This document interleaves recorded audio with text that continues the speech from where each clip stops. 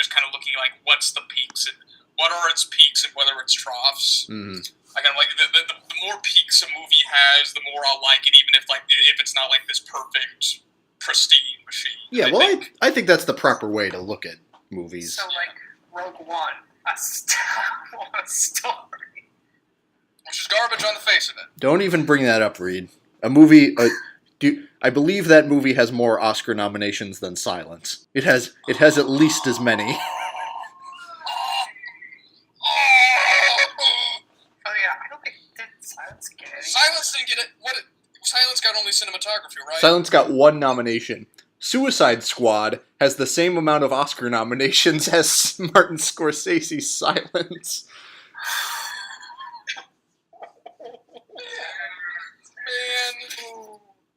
Man, these people don't... Scorsese, Spielberg, Miller, they're all going to stop making movies pretty damn soon, and they're going to think, what? What did we just do? Well, Scorsese has an Oscar already. You know, he has an Oscar, he's doing fine. Oh, God.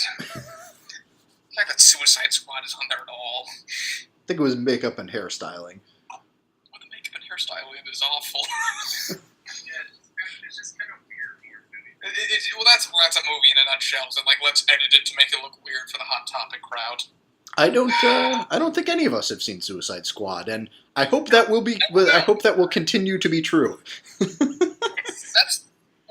a kind of quandary at the moment because I'm kind of looking forward to Wonder Woman. Oh, I am too. Yeah.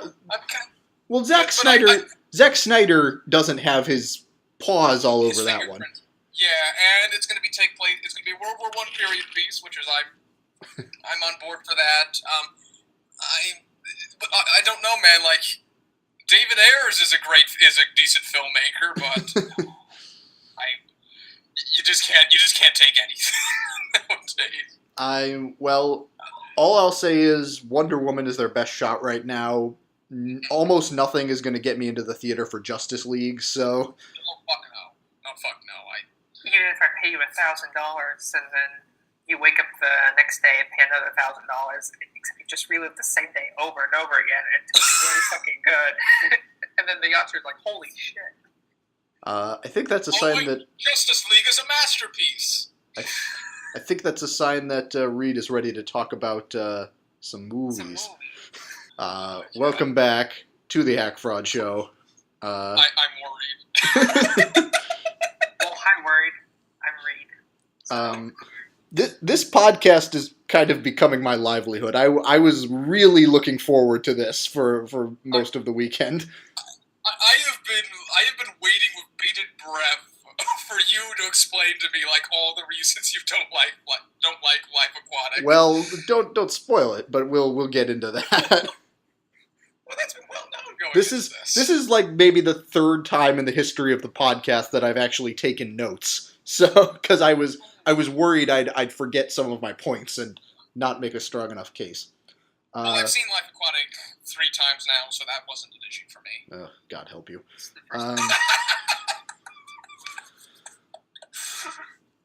Do we want to move into our much appraised what we've been watching segment? Yes, let's do it. I have some fun stuff to talk about this week.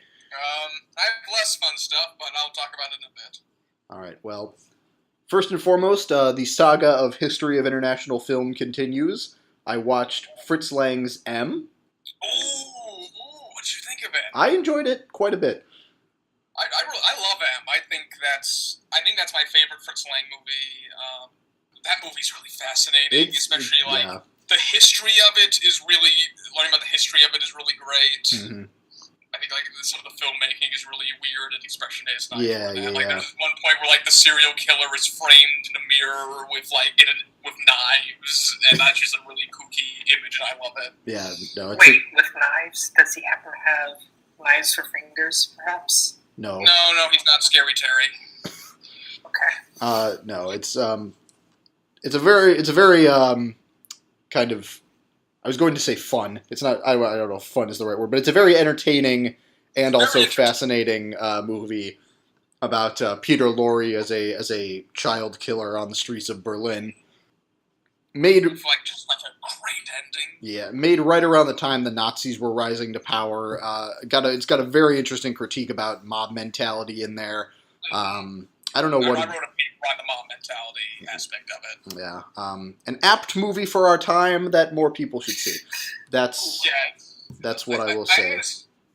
It's kind of a strange movie because it's got that's the silent movie acting. Everyone's kind of really hysteric and really good, but it really works. Yeah. Oddly enough, well, the German expressionist kind of style that he uses kind of lends itself to that. Yeah, and also he has such a fascinating rhythm as a director. Fritz Lang does. His we discussed the use of sound bridges and how scenes bleed over into other scenes, and it's really hard to have it direct if you're watching it in pieces. It's really difficult to know where to stop because everything just kind of blends into each other, and it's this really watchable tapestry of a film. Yeah. Let's see, what else? Just a couple more things, at least that I can remember. It's possible I watched other things and forgot about them, but I saw the second installment of the Three Colors trilogy. That would be Three Colors White.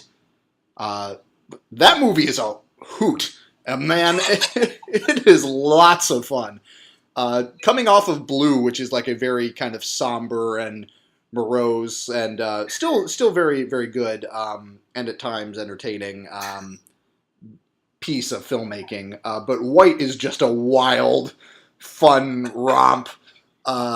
This movie features a scene where a man doesn't have enough money to get back to get an airplane ticket back to Poland. So someone who he's just met, a fellow Polish national, stuffs him in a suitcase and smuggles him through the airport that way. And then the suitcase is stolen by baggage handlers and driven up a hill, and they open it, and I believe one of the baggage handlers exclaims, "Holy fuck, it's a guy!" The more you say about this trilogy, the more and more I want to see it. Oh, I really need to make a stop to anywhere just to get my hands on these. It's wonderful, and I'm very looking forward to wrapping it up with Red. Then one last thing, I saw The Founder, starring, say it with me, Pittsburgh's own Michael Keaton. And? Oh, it's bad. That is far and away the worst movie I have paid money to see in a long time.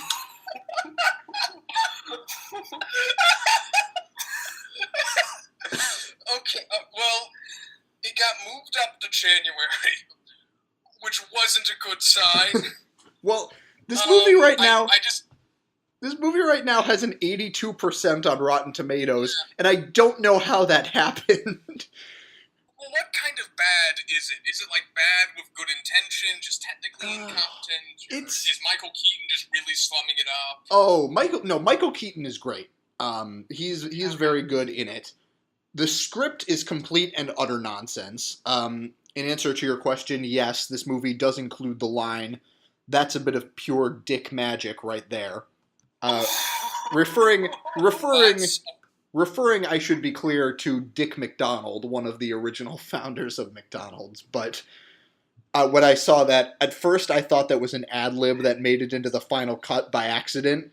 But after seeing the rest of the movie, I'm 100% sure that was in the screenplay. That is one spicy man. Oh, God. And also it is technically incompetent. This director seems to have no idea how to shoot a movie. There are so many cuts in the first 20 minutes and so many camera angles that make no sense and are totally unmotivated. It's one of the worst edited movies I've ever seen. Yeah, is it one of those people where it's he doesn't know how to shoot things, so he just goes for what looks weird? Sometimes, yeah. Sometimes. Yeah, those are the worst. It seems like he just shot all the coverage you could possibly shoot for any given scene, and it's rough. You can't do that. Didn't you say you had one of your friends said they saw the trailer to this, they said, "Oh, this is going to be great." Well, as we were about 6 months ago, the trailer came out and we were reading some stuff about it. One of my friends thought this movie was going to win Best Picture and continue the Michael Keaton Best Picture hot streak. But at that time, we also thought that La La Land would be an underappreciated gem. So, and had Birth of a Nation died out by this point? not quite. I don't think it had even been widely released yet. So The Founder, I will say this, I was not entertained. It is at times a very entertaining movie. Is it funny bad? Well, John, it has the line, "That's a bit of pure dick magic right there." Yes. Yeah. Okay. Yeah. So that ends the Aquilina viewing trilogy. Yes, it does. Oh goodness! I saw two movies not for the podcast. One of which is a documentary currently nominated for best documentary for the Oscars. Fire at Sea. Oh. I nearly fell asleep. Okay, one of the they'll tell you this movie is about the migrant crisis, and like it takes place in like this Italian island, and in this island there's constantly refugees coming in because it's closer to like the African, because like its position, like a lot of like refugee ships coming in from Africa come there, and you'll have bits like they're filming the Coast Guard like helping them. The issue is that's like maybe like a quarter of the movie. Three quarters of it is like this view of a family on the island and like this boy who like is growing up in this like, because like on the island they say like, oh, everyone's a sailor here, and it's this boy who's kind of chafing under that. He just wants like to shoot slingshots and run around like he's completely incompetent with rowing boats and so forth. And like these two movies don't go together. These two things don't go together, and it really doesn't help when like there's no talking heads. Mm. There's no talking heads. It's just like what he's filming and so forth. And like there's never any. The only music is diegetic, and I admire that. But it's like just a bunch of like long meandering shots with really not too much going on, and it really almost puts me to sleep. Mm. And they never actually interview a refugee. They're just like these things that we observe. Like it is so not about the refugee crisis. It just uses them as a tool, and I think that's really despicable. And the movie has good intentions. I don't hate it. Like I honestly think like the three quarters of it, which are just like this boy chafing under the sailor culture of this town, that's an interesting movie in there. But like throwing in the refugee crisis just doesn't fit. At least not the way that they portrayed it. At least in a way where it's like we never really hear the refugee voice. They're just kind of like this thing that comes in that we just view. We oddly view it through the lens of the Coast Guard, which is always like, oh, fuck these people. Oh, fuck, these people are coming in. Like, it's oddly dismissive. Well, you seem to have picked the least interesting Best Documentary Feature nominee, because I'm looking at these nominees, and it's like O.J. Made in America, which is a masterpiece, I Am Not Your Negro, 13th. That all looks... Yeah, well, I'm going to see Not Your Negro. Well, this is all for a class. This is like a specialized. I had to see this for a class. Gotcha. Another movie I had to see for a class is Jean-Luc Godard's Band of Outsiders. Oh, boy. Ooh. Bande apart. Do tell. Do that. I think, okay. This is not just going to be me trashing Jean-Luc Godard, because like his place in cinema history is important. Like he's a critic turned filmmaker. He's one of the core members of the French New Wave. You can argue he's the most famous member of the French New Wave. Sure. His films are all about like getting into the gearbox of editing and cinematography and all that. Like really like deconstructing things, like taking like particularly like American cinema. Yeah. And really reworking it and going again and like doing things that American cinema wouldn't do. Right. The issue is it's all unwatchable. like he's a filmmaker that has like a purely technical view of film. He doesn't really have a vision. Like every single one of his films are like experiments, which makes them just like hideous to watch. Like there's not like a single decent composition in his movies. They're in black and white, so at least there's that. At least you get like this black and white view of '60s Paris, which is nice. I don't know, man. They have no pace. Their characters are despicable. Like just like as an experiment, I can admire it. As an experiment, I can see what, and as an experimenter of movies, I can acknowledge Jean-Luc Godard and all the important things he's done for cinema history. But God, I just hate watching these fucking things. I just hate watching them. I just never want to watch them again. Does that make me a bad film study student? Yes. Well, but not necessarily. Everyone has a preference. I did not love Breathless, which is the only Godard movie that I've seen. Which Breathless has like one great scene in it, and then the rest is like just all over the place. I was just so bored. They have no style. They have, and I mean that in style insofar as like they have no visual look. It's just like here's Jean-Luc Godard shooting something. Like everything's like this weird third-person angle. The compositions are really like I fucking hate this movie. There is one Godard movie that I do want to see. He made it like in his somewhat later period. I think it came out in 1980. It's called like Every Man for Himself. That's just based on the summary on the Criterion DVD. That's like the only one I'm interested in. Yeah, it's, well, granted, they called Band of Outsiders his most watchable movie. Oh boy. So I'm like, he's not for me. I see his importance, but he's just not fucking for me. I hate him. Granted, I do want to revisit the French New Wave because it's something that is like often a glaring blind spot on my part, and I don't want to throw the baby out of the bathwater here. Well, and just discount this movement. Truffaut is someone I'm still kind of interested in, even though 400 Blows was not really my jam. I haven't seen the 400 Blows. I've only seen like bits and pieces of it. I think we're gonna watch. My roommates and I are gonna watch Day for Night this week, which is his movie about filmmaking, which I'm kind of looking forward to that. This is not a well that will go untapped. Yeah. So. Speaking of the French, though. I said, speaking of the French, though, I did forget one other movie that I watched, which is strange because I really, really liked it. Well, what was it? That would be Jules Dassin's Rififi. Rififi? When did this come out? I want to say 1955. So the deal with Jules Dassin is he was a Hollywood director, made some acclaimed Hollywood noirs, and then he was blacklisted. So he took an offer to make films in Paris, and he made this movie. It's a very classical Hollywood noir kind of style, but it's like a heist film. The centerpiece of the movie is like a 25-minute sequence with no dialogue and no music, where the main characters break into a jewelry store. It's great. It's very entertaining and a lot of fun. So I had a great time, and that director actually directed a couple of noirs that I saw at Vidiots that I had wanted to check out. So I think I will be revisiting the Jules Dassin well.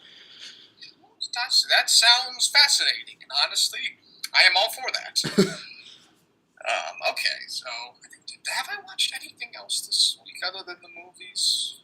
I think that's it. To speed everything along, I've only watched the movies. Did you watch all three? No, I didn't. Wait, I thought there's only two. Bottle Rocket was optional. Bottle Rocket was optional. But okay, but you own Bottle Rocket, Reed. He doesn't have a DVD player there. I don't have a DVD. And my laptop is too shit to have a DVD player too. Oh, boy. Okay, so I'm worried. Where do we want to start? Let's just start with Groundhog Day and get it out of the way before the real shitstorm begins. No, I'm worried this might be a shitstorm too. All right, so for this, I wanted to watch the beloved film I don't think this is controversial to say it's a beloved film, Groundhog Day. It's a classic. Because the actual Groundhog Day approacheth. And his birthday also. Oh. And, well... Don't worry, she's not part Groundhog. Oh, okay. Anyway, so we figured... Well, I didn't figure, but Reed, I'm blaming you for this. You decided that we should all watch Wes Anderson, what is generally considered Wes Anderson's worst movie, The Life Aquatic, That's in contention, with Steve but it's Zissou. by far his most controversial. So, I watched Life Aquatic for the second time. Oh no. John watched... I watched it for the John third time. watched it for the third time, and John, you also saw Bottle Rocket, correct? I also saw Bottle Rocket, and I saw all the movies. I saw all three. Okay. So you've finally completed the Wes Anderson filmography. Yeah, I think so. Yeah, I think Bottle Rocket will be nothing left. Yeah, I think I did it, boys. I did it. Good job. Stuck in all these years. Good job. You were only a few months behind me. Oh goodness. Applause. All right, let's talk Groundhog Day. Which is was it 1993? 1993, I believe. 92. I thought it was 93. I thought it was 92. I'm pretty sure it's 93. Google said 93, so I'm going to go with Google. All right, well, so this movie, as you probably know, follows Bill Murray as Phil, the weatherman, who gets trapped in an endless time loop and is forced to relive... February 2nd, Groundhog Day. Yes, is forced to relive Pennsylvania. Groundhog Day in Punxsutawney over and over and over and over. Which is a great premise. Yeah. Great premise. Oh no. I like it. It's bad man learns to be a better man with a few more existential questions stapled onto it. Like, granted, the best part of this movie is when he just starts going into despair and tries to kill himself several times. I think that's by far the most successful part of the movie. I don't care about the central romance. I'm surprisingly short on things to say about it. Pittsburgh. It's part Pittsburgh. For like 2 minutes. Yeah. Well, there's this opening shot where you see downtown and you see the Pittsburgh Post-Gazette building, and there's this news. It's not a Pittsburgh movie. They just reference it. Well, I guess we're gonna be in the shit for the entire running time this week because I love this movie. I love it. I watched it last year for the first time. This was the second time I've seen it. I love it. It is hilarious. It is heartwarming. It is one of the most beautiful movie experiences I've ever had. I love it. That's good. John is... I mean, I enjoy this movie as well, but I don't think I have a near fondness of this as you do. But that's good. It's fun to see Bill Murray running around Punxsutawney, Pennsylvania, asking existential questions. How do you not care about the central romance? It's such a beautiful thing. I'm sorry. You start out with maybe, but then towards the end, it's a little creepy. This is a story about a man who has to relive the same day, so he uses it to learn every single thing about this woman.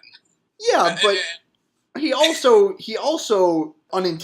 quite unintentionally falls in love with this woman just by reliving, the same day for, I think, the most accurate estimate of the time he spends in the time loop is 34 years.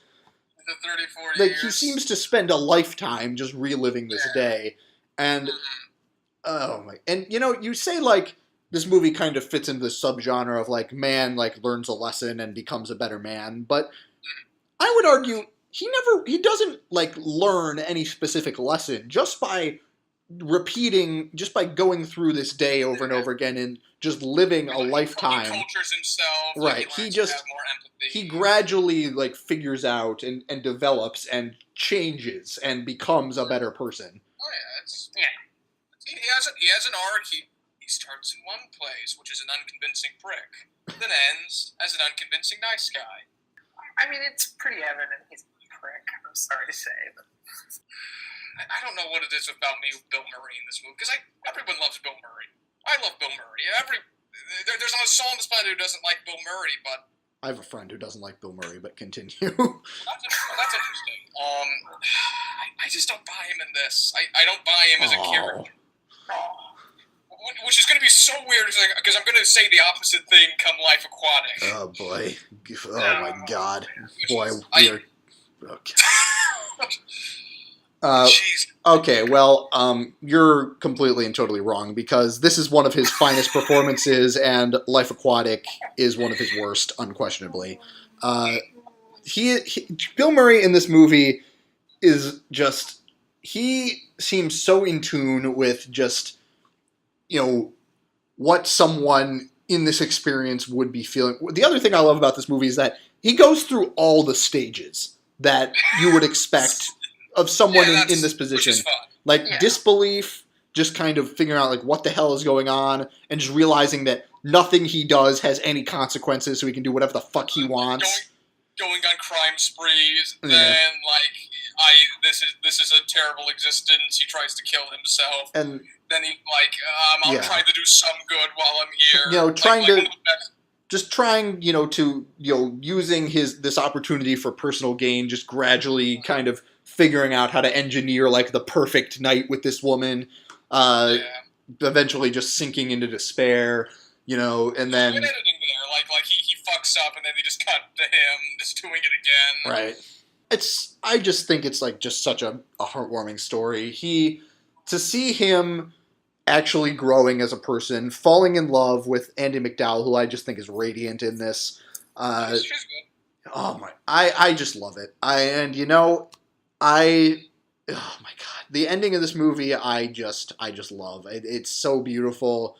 I adore it, and I just think this movie is great. I think it's undisputably a classic. It's good. It's good. I guess this all stems from because I really don't like this late 80s, early 90s, really lazy Hollywood style, which is all about let's just shoot what we can, let's get coverage. It's just really the blandest way you could shoot any of it. I hate the fucking score. I fucking hate the music. Yeah. I don't know. I just don't like I don't like its atmosphere. I just found myself. I failed to be really absorbed by it. Yeah, I partially blame that style. It does have that sort of sheen to it, and I'm not going to pretend that Harold Ramis is one of the boldest filmmaking stylists, but to me that doesn't really matter because I'm just so wrapped up in the story and the performances, and and I think there's enough kind of visual flair in this. I think that sequence where he drives off the cliff with the groundhog is shot very well. That clip's all that's great. I don't buy the performances as much. The script's great. This is a great premise for a movie. It takes all the advantage you can with this premise. There's there are full arcs for everyone. It feels satisfying at the end, but I just find I just don't like the execution. I don't buy Bill Murray. I don't buy him going. I don't know what it is. Maybe I'm just. There is a very particular Bill Murray style of acting. And it works in some places, and it doesn't work in others. We see this again and again. And, his sort of, always on the edge of I don't care, I just don't think works for this particular character. Oh, I think it absolutely works. Because this character genuinely does not care. It definitely does. This is definitely a classic Bill Murray role, unlike some others, but... I don't know, man. I'm just not that sold on it. I see where people are coming from. But this is a movie about a guy who doesn't care about anything and anyone other than himself. And he gets that across very, very well, and I think he really sells the transformation. I don't know what to tell you. Although I will say this. Roger Ebert was also kind of so-so on this movie at first. Mm-hmm. Later on, he added it to his great movies list. He gave it he did a new review of it, which he does with all his great movies. He gave it 4 stars, and the irony here is clear. He came to appreciate it over repeated viewings. So I was into it a lot right from the get-go, but this movie did get kind of mixed reviews at first. So maybe maybe coming back to it over time is. I mean, yeah.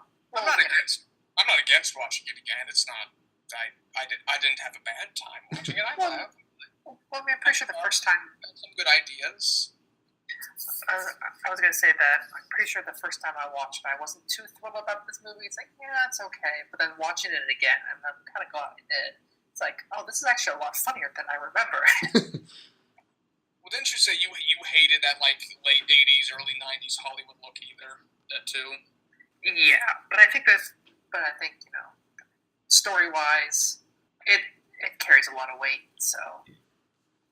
I guess that's like my biggest complaint about it is that I just get nothing out of that style. I just get nothing out of that way of shooting things. I just get nothing out of that. The score, I hate the score. Like, it's a movie where I feel bland. I feel like I'm watching a man watching a movie. I don't feel like I'm actually watching a movie. Like, I don't want to dislike this movie. I mean, maybe it's a fun movie. It's got a great script. I mean, this movie is quite plain, but its primary focus is on the script. It's not so much on all the technicals, and definitely not the music. It's a good script. Like, I don't know, man. I don't know. That doesn't bother me. I'm able to look past that. Some you can argue you shouldn't have to look past the filmmaking, but I don't think it's something you have to look past. I think it's just. It's there, it's functional, it does its job, and I think, they got this story across very effectively. Yeah, it doesn't bother me. It's always competent. I'm sorry, man. I know that's your way of. My puberty's on fire. I'm sorry. I know that's your way of damning things with faint praise. Well, there's nothing worse than being bored for a movie for me. Like, if it's bad, I have a lot to talk about. Like.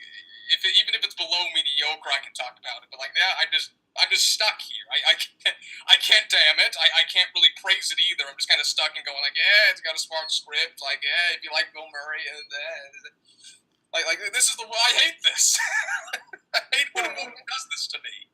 Well, I think looking at it a second time, or how many other times, or this most recent time, looking at the ending is a lot more strange than I remember it to be. Yeah, it's a happy ending, but the message of the story is, hey, if you're in an infinite time, learn everything you can about everyone you come in contact with, and then just present yourself as this demigod type whatever, and then you'll fall in love. Well, okay, I don't think that's exactly what it's saying. He does those people good. He's not just, he evolves from doing nice things to try and make himself look good, to just doing nice things because he's a good person.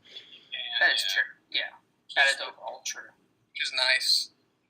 I don't want to talk about this anymore. All right. Let's wrap this up because we're going to have a long discussion ahead of us. Well, I would like to raise an order that I recommend, if you have not seen Groundhog Day, watch it on Groundhog Day, goddammit. Yeah. Seconded. Do yourself a favor. Sure. Yeah, sure, go ahead. It's a classic. It's in the public lexicon. You've probably already seen it, but if you haven't, for the sake of cultural edification, it's worth seeing. All right, well. Right. Let's get. Should we quickly talk about Bottle Rocket before No, wait, no. Let's just get right into it. You want to go right into it? All right, we're gonna dive right in. Let's Oh my god. Gonna dive right into the deep blue sea that is the Life Aquatic with Steve Zissou. And stop fish. Which is actually kind of the more I think about it. Tyler, this is a Wes Anderson movie. Yes. A director we both adore. Yes. This is a movie. You could argue, this is the first proper Dollhouse movie of his. The style of movie he does that we both adore. It's a movie about a sort of surrogate family, which you have said that's a real soft spot for you. So I'm here to ask, what? I'm really curious here. Like, what is like the huge issue with it? Like, why do you have such like a negative, violent reaction to it? All right, are you going to give me the floor here? Oh no! This is my goal. I want go right ahead. Okay. This is the Tyler show. I can take a rebuttal or reference material source. I am the dictionary in this case, so. I love this movie, so hit me in the fucking mouth. All right. Okay. So I took down some notes here. So to paraphrase Jane Austen, first of all, it is a truth universally acknowledged that very good filmmakers can make bad movies. This is something we know. I agree. It happened to Spielberg, it happened to Scorsese, it happened to Francis Ford Coppola, it happened to pretty much anyone you can think of. Wes Anderson is a director, he might be my favorite director. He's great. I love almost all of his movies.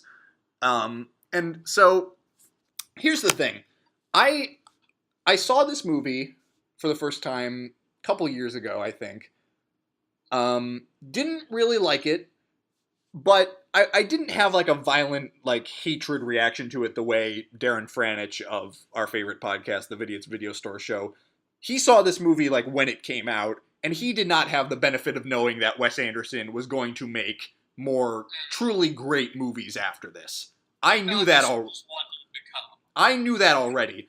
I knew he had already made Fantastic Mr. Fox, Grand Budapest, Moonrise Kingdom, which all of those I love. So this movie did not put me off of Wes Anderson in any way. This time watching it, you know, I remembered not liking it. I remembered being bored, which I was shocked that I would be bored during a Wes Anderson movie, but I was. Watching it this time, holy God, it was so much worse than I remembered. I knew less than 10 minutes in that I was not going to like it anymore this time. So I decided to attempt to spend the rest of the movie trying to figure out why it doesn't work. That didn't quite happen. I'm afraid I spent more of that time just ripping it to shreds, but I think I've got some kind of a theory here. Okay. So I'm taking notes. Keep going. All right. So Royal Tenenbaums was Wes Anderson's third movie. He made it. It was a big kind of crossover hit. Got nominated for some Oscars. Made quite a bit of money. It was his real coming out party. Yeah, and so the studio that he had been working with, Touchstone Pictures, they gave him a bunch of money. They were like, here, you can do whatever you want now. And what I think happened, and, you know, I really don't know. You know, watching this movie, I was just so perplexed and wondering, like, how did this happen? Because he wrote this movie with Noah Baumbach, who all of his movies really acclaimed filmmaker. Yeah, all of his movies up until this point, Wes Anderson's, had been co-written with Owen Wilson. So he was working with a new writing partner, but they together wrote an excellent movie, Fantastic Mr. Fox, after this. So, and we both love Fantastic Mr. Yeah, Fox. so I was not quite sure what happened. So what I think might have happened is Wes Anderson got all this money. He was told you can do whatever you want. And I think he got so wrapped up in this idea that, hey, I can just go crazy. I can do whatever I want. I can make this as big, sprawling, just as full a world as ever I wanted to do. I think he got so wrapped up in that he just forgot to make the story and the characters good. He forgot. I think he was just distracted. That's the only explanation I can come up with, because his character work is usually so strong. His characters are so fleshed out, so three-dimensional. They really, really work. The characters in this movie are so incredibly flat and underwritten and cardboard cutouts. You say this is a movie about a surrogate family. No, it's not. Team Zissou is not a surrogate family. Those characters are not fleshed out at all. They are there, they do nothing. They are all just hanging out for 2 hours while Bill Murray does his Bill Murray thing and tries to connect with Owen Wilson. This is a movie about one guy, Steve Zissou, trying to connect with someone who he thinks is his son. And that's not a surrogate family movie. So that's just kind of big picture stuff. And then the other thing is that there's just so many smaller things that just add up to this movie just not working at all.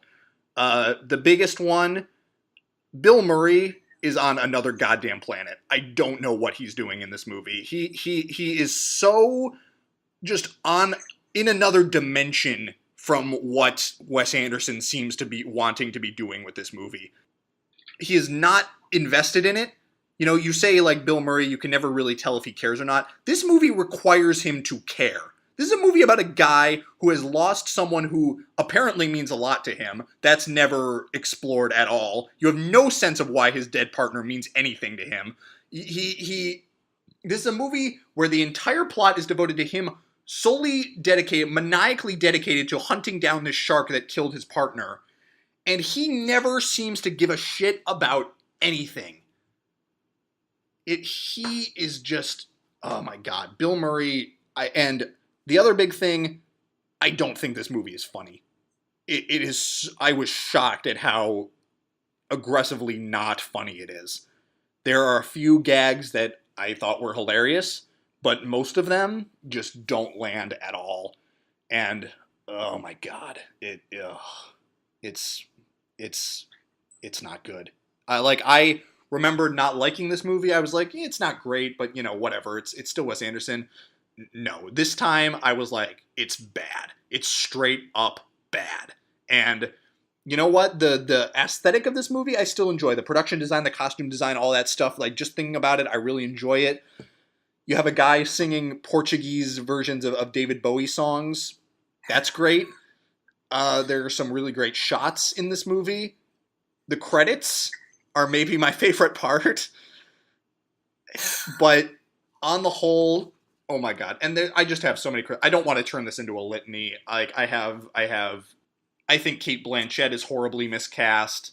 There are just a bunch of scenes in there that. Cate Blanchett. She's awful. Oh, okay.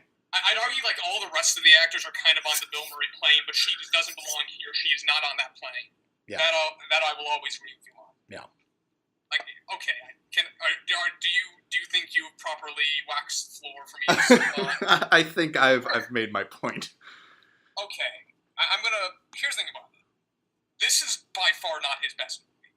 Like, I think all of these things would be done better in something like because I'd argue like a lot of the elements of Grand Budapest are kind of in here. Like, imagine like if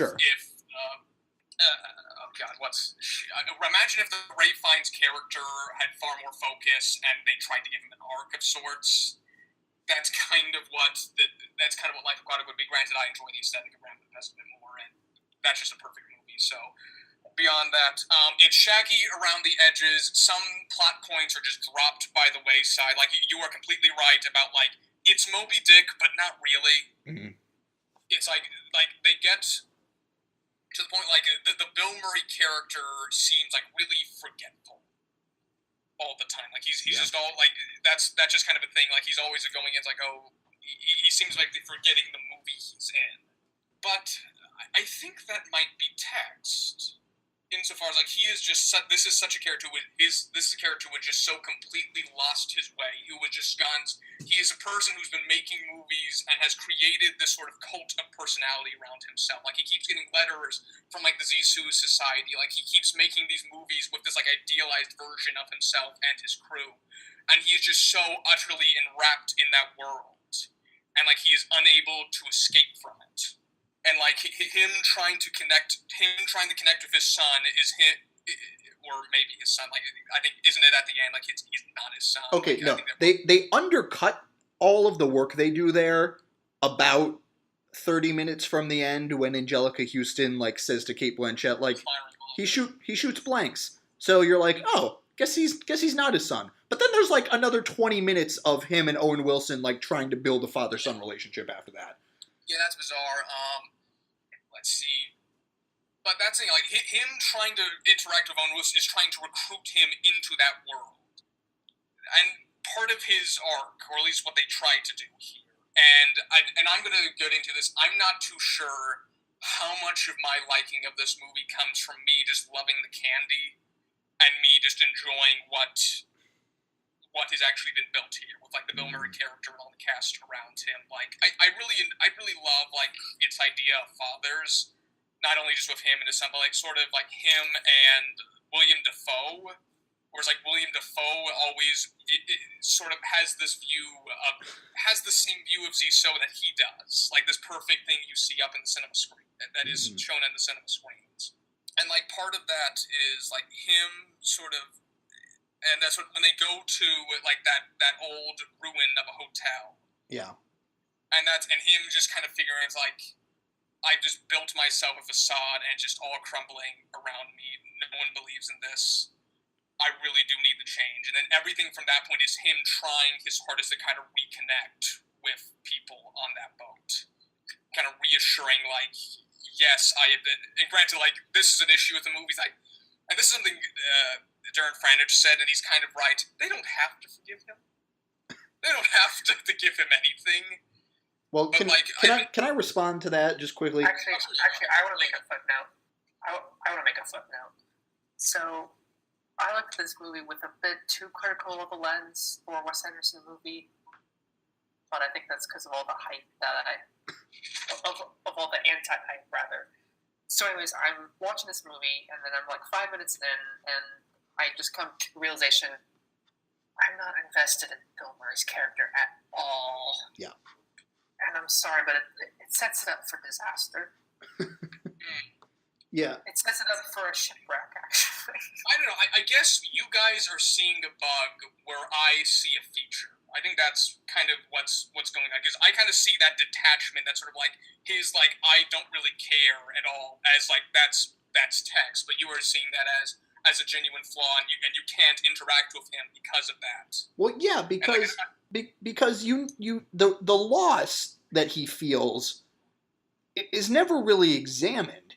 Like you look. Here's a point I think I wanted to make. This movie is like gives you such a great metaphor for like the death of one part of Wes Anderson's career, because Seymour Cassel, who is a great actor, who played a very prominent role in Rushmore, was also in Royal Tenenbaums. He plays Esteban, Zissou's dead partner. He only appears like on screen in these films. He is never given any kind of a character at all. You don't get a sense of why Steve Zissou is attached to this person. So you do not feel the loss that would create this, like, not giving a shit in him. You never get a sense of why he is so detached, because you don't feel the loss. But I think the movie has kind of been seeding that as something that's been going on for a while. Like, they keep saying, like, the movies he's made in the last, like, 5 years or decade have not been good. I don't think, like, I don't think the movie is tying his detachment to Esteban's death. I think and you can argue, like, this is, like, a really cheap way to do this. Like, they're using this death, this sort of Moby Dick framework, as a catalyst for this tale, and really just sort of dropping it for what Wes Anderson actually thinks is interesting, which is a problem. Like this movie just like will pick things up and drop them as it sees fit, either for a joke or or just like because Wes Anderson wanted to do something, but like he couldn't find an excuse for it, so we said like, yeah, we'll drop this and do that. Like this movie is structurally a mess in regards to, and it's so confused, but I think they give you just enough. Whereas like I can understand this world. I don't think it's like this flat, two-dimensional team of characters. I think like each of them, I mean, granted, like everything's about Bill Murray. That's true, but like you just get just a little bit enough about other characters to understand like what their role is, sort of what. Can you describe any of them? Can you describe any member of Team Zissou besides Willem Dafoe? I would like to make another footnote here. Yes. If I may. Yeah. Just to diffuse some tension in the dynamite stick. So it turns out that I learned that one of the interns, who was played by Matthew Gray Gobler, is actually one of my favorite actors. He's movies and one of my favorite shows. And then seeing him a bit underused, seeing him a bit flat was disappointing. I mean, I know he's a minor character, and this was probably the biggest movie he was ever in. He's a lot of fun. Cinematography, and it's like, oh, he wasn't in that good at movies other than like TV show. Come on, but like he was a bit underused, and it's kind of hard to describe him because I think, well, he's obviously a member of the FBI that would go on later. But that's not the answer. So I'm just left a little... Well, granted, when I say Team Zissou, I'm pretty much only talking about Owen Wilson, Bill Murray, and William Dafoe. Like, all of them are just candy. The rest of them are just candy. Okay. Like, the rest of them are just like, of course, like, none of them have character. They never get screen time. They're just like... Yeah, that's what I'm saying. Like there's screen time, but I don't think the movie cares about them. And I don't think we should care about them, because, like, they're just so obviously, like, just... Good, because I don't. Yeah. They're just extraneous candy. You're like, the focus is on Bill Murray and, like, the little set around him. Well, like, that's the only real focus of the movie. To me, it feels like you can make kind of the same argument about Grand Budapest, where, like, none of kind of the side characters have any real, like, development to them. But this movie would be like if all the side characters for Grand Budapest traipsed around the country with Gustav and Zero for the entire running time and just didn't do anything. Grand Budapest is a far more focused movie, and that makes it a far better movie. Grand Budapest has some of the same moving pieces, but it understands it understands when to just put things away. It understands when to end arcs. Like this, fundamentally, Life Aquatic at its core is a bit of a mess. But, like, God damn it, I love the candy of it so much. Like, I fucking love the Portuguese David Bowie songs. I fucking love its, like, fantasy vision of the Mediterranean. I adore all, like, the stop-motion wildlife. God damn it, I think the jaguar shark scene is one of the best scenes he's ever done. Reed, you were saying? I think I know. I think the way you feel about Life Aquatic is the same way I feel about La La Land in your eyes. And you know what? That's okay. And I don't hate La La Land. So, okay. So, John, I was just about to ask you, like, point blank, why you love this movie. So you love this movie just because of all just the frippery. No, not only the candy. The candy is why it's as entertaining as I think it's really funny. Everyone seems to be on the Bill Murray wavelength, and it's like it is such a dollhouse and something so clearly crafted and constructed. And you know what? That's kind of funny. See, I don't think that. I think that this movie has so much handheld camera work in it, like so many attempts to do something like so like weirdly gritty in a way. Like, I don't think this movie feels like a dollhouse movie at all. It feels so shaggy, so loose, so self-indulgent. He does not have the level of control in this that he has in his later work. No, he doesn't. And I'm not. This is not his best movie. I will never portray that. But like, it has a lot of the seeds of some of his best work. And like, God, I just love the world. I love this aesthetic, and you know, and I do really like Bill Murray. I do like that character. I like the arc he's given. I love like some of the subplots they're given. I enjoy being in this world.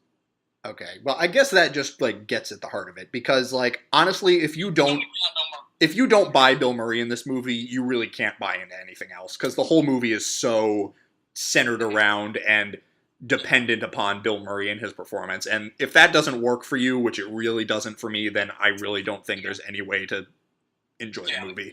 It's like watching Citizen Kane and just thinking, man, Kane has no character. Yeah, basically. And if you think that movie's just dead for you, and this is the case, like I predicted this beforehand, this is just going to be like us talking about whether Bill Murray works or not for us. I don't think he does, to be honest. John, I just think it's so strange that you think he's good in this and then think he's not good in Groundhog Day. I just don't understand that. So, I don't know. Maybe because like I just get I buy the framework of this movie more, because this movie just so clearly constructed and all of Wes Anderson movies are dealing in an artifice of some kind, and I think Bill Murray perfectly fits in that world of artifice. Whereas in like this super Hollywood sentimental film, I don't think he works as well. So, This is film criticism in a nutshell. We just have to keep explaining via running intellectual circles around people why we like one movie and don't like another. Well, we're not going to get anywhere. We're not going to reach any kind of consensus. We just have to agree to disagree on this. And you know what? You make some great points. I'm never going to defend this as his masterpiece. I think it has some of his best scenes. Like, goddamn, I fucking love the Jaguar shark scene. I think as a just standalone scene, it works great. But when you put it in the context of the movie, it just doesn't have any kind of emotional catharsis at all. I know. I think it does. That's the issue. I buy Bill Murray, so I buy that. That scene is all the characters you don't care about gathered around Bill Murray going like, wow, isn't it great that you feel better, man?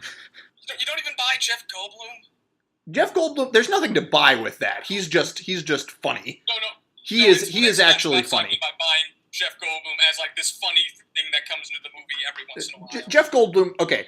There's just so much in this movie that is just there and just not really working or doing anything within the movie and the story. There's things, some of those things I like, a lot of those things I don't. Jeff Goldblum, I like. Willem Dafoe, I like. Kate Blanchett, hate. She just doesn't work. That whole thing with Michael Gambon, just what? I didn't like Michael Gambon's really funny, so I don't know, man. It's the issue of Kate Blanchett is that I don't think they ever realized what they wanted to do with that character. With Jeff Goldblum, that's what Steve Zissou thinks he is. William Dafoe is the sort of, he sees in Zissou what Ned does and so forth. That's an extension of the paternal themes in it. With Kate Blanchett, what the fuck is she there for? Yeah. What the fuck is that for? I guess I think they crafted her as this way to have an outside voice to call bullshit on him, but you already have that in the shoehorn script character. Yeah. And his wife and Jeff Goldblum. And his wife, so there's already a bunch of that. So I don't know what she's doing there, other than I think she has a few good scenes here and there. Yeah. Well, her as an island can be good sometimes. She just doesn't interact. She's just on a completely different wavelength than the rest of the movie, and it just doesn't work. I think there was a way to sell that character. I don't think Kate Blanchett found it, and I don't know. I really don't know who you would get to fix that. Yeah. But I really like the wife, and I think that's all you really needed as an outside voice to say you're in your own world, man. This is your fantasy. You are nothing like what you think you are. Yeah. And that's all you needed. And coincidentally, I think that's kind of what happened to Wes Anderson with this movie. All right, Reed, I think you fall somewhere in the middle. Do you just want to wrap this up for us? Yes, let's fall somewhere. I think I've played moderator enough. I would also like to throw in my 2 cents about a certain character who was played by Owen Wilson. Yeah. God, what is Owen Wilson doing? I agree. So I think, Tyler, with what you were saying about, Wes Anderson getting a blank check, essentially, and being distracted about what he could do, Mm-hmm. I think it generated a lot of bad, and it brought this movie down. However, I will play off of what John said, is that this was sort of the foundation of a Dollhouse. This is the first Dollhouse movie. In and only the fact that there are several sequences where the ship is basically shot like an actual dollhouse. I actually really love the blowing all the money. We have all the resources in the world. I'm just going to do crazy visuals and crazy ideas. I kind of love that about it. But regardless, I'm going to say this because you obviously don't recommend it. No. That's obvious. I think if you're a Wes Anderson head, you should see it and think about it because it's really fascinating to see a director like this just so completely misfire and miss the mark. Almost turned into a self-parody. Yeah. So I think it's valuable in that regard, but I would never recommend rewatching it or watching it for enjoyment. I do think it is something that especially if you're Wes Anderson head, you're going to see it eventually because it's his most controversial movie. I think, like, conversations like the one we're having happen all the time with it. It's almost a movie you have to have an opinion on. Yeah, it's one of those controversial, polarizing movies, and I'm learning more and more. I kind of love those. I don't know what it is. There are a bunch of movies like that I love. So, like, if anything we are saying sells you on the movie, if anything we are saying like makes you think, like, man, that seems really interesting, then go out and see it. If like everything I'm saying just seems like so much into just an excuse for the candy, then don't see it. I just think there's just a great irony in Seymour Cassel just being eaten off screen and dragged out of the Wes Anderson universe forever. That's all I'll say. Yeah, that is the fact that's the last time we'd see him is like, that's a tragedy. Yeah. So that's the Life Aquatic. All right, we're good for you, man. Good for you. All right, so let's quickly talk about Bottle Rocket, just because I would like to hear your thoughts about it. Unbearables 2 with a budget. Like it's a movie about like amateur people trying to pull amateur. It's like if we made the big man an actual on-screen character and blew up the length to like 90 minutes, and like it's really fun. All the characters are fun. It's got like this. It is really strange to see like all like the Wes Anderson isms, but so contained in like a low budget format. Yeah. And like it's also like this is also a movie that's kind of like weirdly shaggy and not super artificially constructed. It's kind of naturalistic in a way. Yeah. I'm just trying, like, the music's great as it always is. I don't really have too much to say about this movie other than like it's a lot of fun. Yeah. No, it's definitely enjoyable. I think just, looking at it, like his vision of the world and the universe would just explode onto the screen in such a big way in Rushmore. So it's kind of strange to see like how just kind of pared down it is here. Yeah. This is kind of him seeming like, it's kind of like when they tell you, like, when you're making a movie, start small. Yeah. Don't go big. Like, I can't really think of what this movie's about, per se. I think it's more just like this, like, loose comedy about, like, amateur criminals. I can't say I have a huge sense of the world he's building, but it's clearly there. There's clearly something there. Yeah. Like, all the dynamics are there. All the arcs you need are there. Well, what I really like about this movie is that you get the sense that, like, these guys are kind of living in the Wes Anderson universe, like, in the middle of the real world, which is a lot of fun. It is so fascinating to see, like, Wes Anderson shooting on, like, just, like, a normal city street, and just inside, like, a country club, or just, like, or even inside the jail is strange. Like, it's still kind of constructed, but it's still just a real fucking jail. Yeah. Yeah. So, it's an interesting case study. Yeah. Anyway, so just to kind of close up this thing, I got no hate in my heart for Wes Anderson. I still love him. I still love the movies of his that I love. Let me just ask. Budapest is one of your favorite movies of all time. Yeah. No, and all his movies I could put in probably like my top 25. At least all the ones that I like. Rushmore, Tenenbaums, Mr. Fox, Moonrise Kingdom, Grand Budapest. All those movies would be in my top 25 of all time. Yeah, I think my least favorite of his is probably Darjeeling. Mostly because I think it's the one of his with like the least ambition.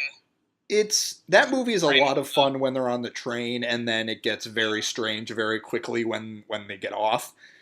Then it goes into like, hey, we're white people learning about these colorful natives. Yeah. So, and then that's just like... That's a little problematic, but that is still a very interesting movie. That's a fun movie. And of course, like, all of the movies we're talking about all have, like, great scenes somewhere. Like, as a whole, they might not mesh, but, like, Wes Anderson can construct scenes like nobody else. Yeah. So let me just what's everybody's favorite Wes Anderson movie? I think we're all going to say Grand Budapest Hotel. Okay, well, for me, it's kind of become a dead heat between Budapest and the Royal Tenenbaums. Royal Tenenbaums is great. That's a wonderful movie. Like, I think that's like him. That's like him right before the Dollhouse style, and that's like a really fascinating look at him. I think I also really love Fantastic Mr. Fox. let's see, what other ones are there that I just really, really adore. I think I like Tenenbaum's Fantastic Mr. Fox and Grand Budapest are kind of always in like my permanent top. I think I really love watching Life Aquatic, but like as all, I can't really say that's one of his best. It might be my fourth favorite of his. I don't know. Not Moonrise Kingdom. Moonrise Kingdom is a lot of fun. It's got a lot of interesting ideas. I just don't think it coheses as well as some of his other movies. Yeah. I don't know. Rushmore is one that I used to be kind of lukewarm on, and I've learned to appreciate more every time I've seen it. So I've thought about Rushmore a lot since I've watched it. And, I'd be perfectly willing to go back into that one and really. I want to take a visit to the Max Fisher character. Yes. Well. So, I think like all of them have like something. Have something of value in them. I don't think there's any of them you just throw out. Yeah. No, I agree. All right, so John, I hate to push Carol Reed Week back yet again, but we're watching Bicycle Thieves in my history of international film class this week, so it's finally time for that. There we are. So are we doing Bicycle Thieves in Rome Open City, or? Yes, unless there's a German Rebel film you would wish to recommend. German Rebel film. Now, I haven't really nailed down anything. Mm-hmm. I think maybe German Rebel would be like a set, because like that would be like, because I can't really think. German Rebel films are not nearly as in the public lexicon as Italian neorealism, so I just wouldn't know what to pick. That's the issue. But like it's an interesting format of movie that I want to explore in the future. Mm-hmm. All right. You know what? Let's watch Rome Open City, because then we'll have kind of a balance. I've seen that movie already, and Okay, so like we'll another week we'll all have some background on the movies. Yeah. So will we see you next week with the classic Rome Open City and the classic Bicycle Thieves? We'll be here. Hopefully less acrimonious. Less acrimonious. I think we handled all that well enough. I sure hope so. And hopefully not tied to a chair, forced to play cards, wearing a shirt that says "I'm a pepper." Yep. Hopefully not. Hopefully not. Good lord. Good lord. We have a new bad movie to watch, Alex. Oh, baby! I cracked the code, Alex.